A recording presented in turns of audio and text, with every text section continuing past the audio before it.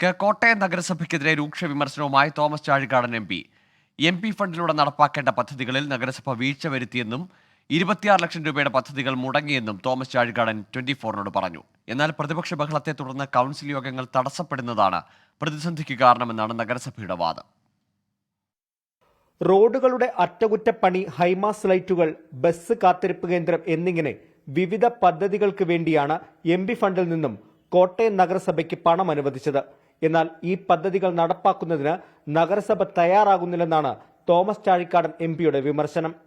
അവര് 2021 നവംബറിൽ ഞാൻ എഴുതി കൊടുത്ത വർക്കിന് ആവശ്യമായ നടപടികൾ സ്വീകരിച്ച് അത് ഇംപ്ലിമെന്റ് ചെയ്യാനുള്ള സാഹചര്യം ഒരുക്കിയത് 2023 ജൂലൈ മാസത്തിലാണ്. ഒരു ഹൈമാസ് ലൈറ്റിനും ഒരു ബസ് ഷെൽട്ടറിനുമൊക്കെ ഇത്രയധികം കാലതാമസം ഉണ്ടാവുക എന്ന് പറഞ്ഞാൽ നമ്മുടെ പദ്ധതി നടപ്പാക്കുന്ന കാര്യത്തിൽ എന്തുമാത്രം വലിയ വീഴ്ചയാണ് ഉണ്ടാവുക എന്ന് നമുക്ക് മനസ്സിലാക്കാൻ കഴിയും.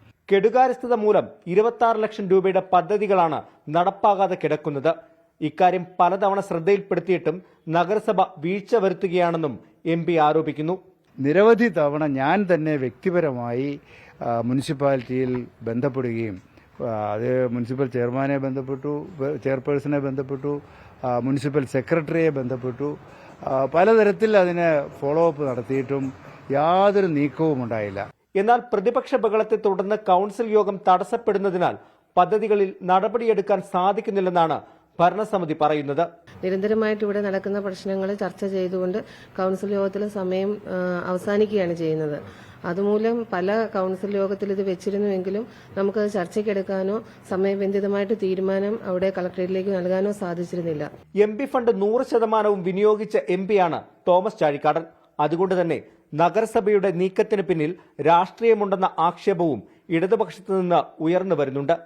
സംസ്ഥാന സർക്കാർ നടപ്പാക്കുന്ന ലൈഫ് മിഷൻ അടക്കമുള്ള പദ്ധതികൾ നടപ്പാക്കുന്നില്ല എന്ന വിമർശനവും നേരത്തെ UDF ഭരിക്കുന്ന കോട്ടയം നഗരസഭയ്ക്കെതിരെ ഉയർന്നു വന്നിരുന്നു. അതിന് പിന്നാലെയാണ് ഇപ്പോൾ കോട്ടയം MPയുടെയും വിമർശനം. എന്തായാലും ലോക്സഭാ തെരഞ്ഞെടുപ്പ് പടിവാതിക്കൽ എത്തി നിൽക്കെ ഈ വിഷയം സജീവ ചർച്ചയാവുകയാണ്.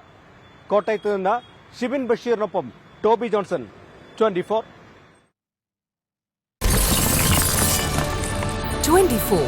അഞ്ചിന്റെ വജ്രത്തിളക്കം.